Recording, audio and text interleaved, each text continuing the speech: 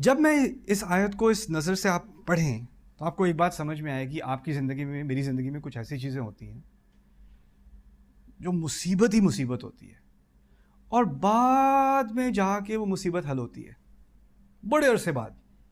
تو خیال آتا ہے یہ پہلے نہیں مل سکتا تھا بندہ، مجھے یہ مسئلہ پہلے حل نہیں ہو سکتا تھا، یہ حل، یہ نعمت میرے سامنے ہی تھی، میرے نیبرہڈ میں تھی، میری گلی میں تھی، مجھے پتہ ہی نہیں ان ساروں سال ابھی آ کے.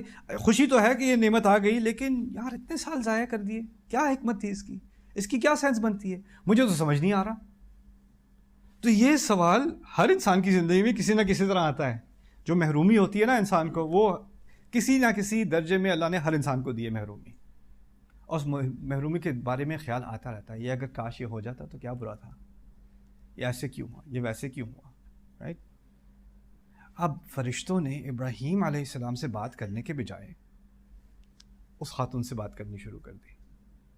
اب انہیں وہ کہتے ہیں کذالک قال ربک، ایسے ہی کہا ہے آپ کے رب نے. اچھا ٹھیک ہے، کہا ہے تو کہا کیوں ہے؟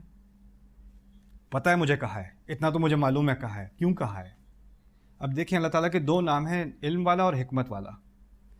لیکن پہلا نام یہاں پر علم نہیں ہے، پہلا نام حکمت والا ہے، حکیم. یعنی حکیم کہتے ہیں کہ دیکھیں، اگر آپ کوئی کام کرتے ہیں نا جس کی کوئی تک نہیں بنتی، سینس نہیں بنتی، تو اس میں حکمت نہیں ہے. اگر آپ کا کام اس کی سینس بنتی ہے، اس کا کوئی فائدہ نکلتا ہے، تو اس کام کی یا اس تجویز کی یا اس انویسٹمنٹ کی بڑی حکمت تھی. سمجھ رہے ہیں بات؟ تو جس عام زبان میں آپ کہیں گے کہ اس سے زیادہ سینس کسی میں نہیں ہے، وہ حکیم ہے. یعنی اللہ تعالیٰ کو معلوم ہے کہ ابھی ہی آپ کی اولاد ہونی تھی، ابھی ہونی تھی، اور اسی وجہ سے، اور اس میں ایک حکمت ہے جس کو آپ نہیں سمجھ سکتی، لیکن اللہ کو پتہ ہے کب آپ کو ماں بنانا تھا. اسی کا پلان تھا یہ کہ یہ محرومی والے سال جو ہے نا سارے، اس میں آپ کو رکھنا تھا، یہ اس کی حکمت تھی. لیکن دوسری بات کہ آپ کے اوپر جو جو رنج گزرا ہے نا، جس اداسیوں سے آپ گزری ہیں، جو آنسو آپ نے خاموشی میں بہائے ہیں، جو تکلیف آپ کے اندر دل میں رہی ہے، جس تکلیف کے ساتھ آپ سوئی ہو، جس تکلیف کے ساتھ آپ اٹھی ہو، اس سب کو اللہ تعالیٰ کو پورا علم ہے، اس سب کا علیم.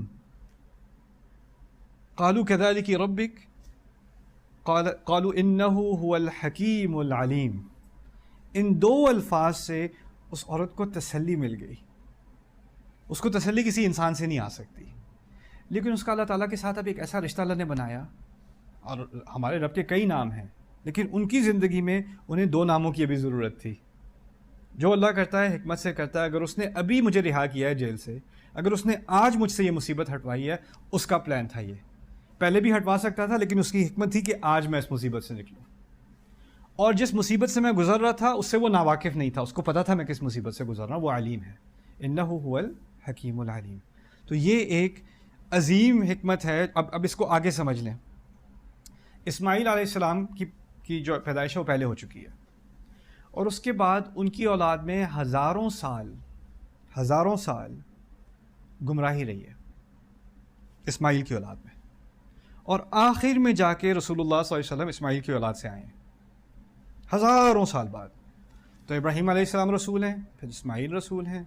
اسماعیل علیہ السلام کے بعد ہزاروں سال کی گمراہی ہے، اور اس کے بعد آخر میں آ کے محمد رسول اللہ صلی اللہ علیہ وسلم. اور یہ جو عورت ہے نا جو بانجھ رہی ہے، اس کی اولاد اب ہیں اسحاق نبی، ان کی اولاد ہیں یعقوب نبی، ان کی اولاد ہیں یوسف نبی. ان کی اولاد کے بارے میں آگے اللہ تعالیٰ نے بتایا ہے کلما ہلک، اور حدیث میں بتایا گیا کلما ہلک نبی خلف نبی. بنی اسرائیل میں جو ہے نا انبیاء ایک کے بعد دوسرے آتے رہے، ایک کی موت ہوتی دوسرا آ جاتا. ہر جنریشن میں مسلسل عیسیٰ علیہ السلام تک انبیاء ہی انبیاء ہیں. وہ تمام انبیاء کی ماں ہیں. وہ جو عورت بانجھ رہی ہے نا، اس کو اس بات کا علم بھی نہیں ہے کہ وہ کس کی ماں ہے. وہ موسیٰ کی بھی ماں ہے، وہ زکریا کی بھی ماں ہے، وہ یحییٰ کی بھی ماں ہے، وہ عیسیٰ کی بھی ماں ہے، ان تمام کی ماں ہے. وہ مریم کی بھی ماں ہے، کیونکہ وہ سب اسحاق سے آ رہا ہے، وہ سب اسحاق سے آ گیا. سبحان اللہ سبحان اللہ. تو آپ کو نہیں معلوم کہ شاید جس مصیبت سے آپ گزر رہے ہو نا، اس سے نکلنے کے بعد جو اللہ کا آپ کے لیے پلان ہے، ہو سکتا ہے اس کا فائدہ آپ کے جانے کے 100 سال بعد بھی چلتا رہے، آپ کے جانے کے 300 سال بعد بھی چلتا رہے، ہم اپنی زندگی میں جو پھنس جاتے ہیں نا، تو ہمیں اپنی زندگی انفینٹ معلوم ہوتی ہے کہ یہ تو مسئلہ کبھی بھی حل نہیں ہوگا. آپ کی زندگی کبھی والی نہیں، ہمیشہ والی نہیں ہے. آپ کی زندگی کچھ لمحے ہیں اس دنیا میں، لیکن جو نعمتیں اللہ آپ کو دے دے اور اس کا آپ صحیح استعمال کر لیں نا، اس پہ شکر گزاری کر لیں، تو ہو سکتا ہے اس کے اثرات کئی سالوں تک، صدیوں تک، دنیا تک پھیلتے رہیں، جاتے رہیں. آپ اس کا اندازہ نہیں کر سکتے.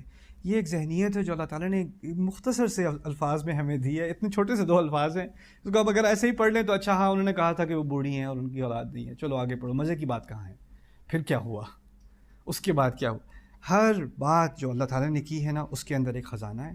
انسان دل کھول کر اس خزانے کی تلاش میں آئے تو اس کی زندگی بدل جائے. اللہ تعالیٰ ہماری سب کی زندگیوں کو بدلے اور ہمیں اس قرآن کا نور ہمارے دلوں میں ڈالے.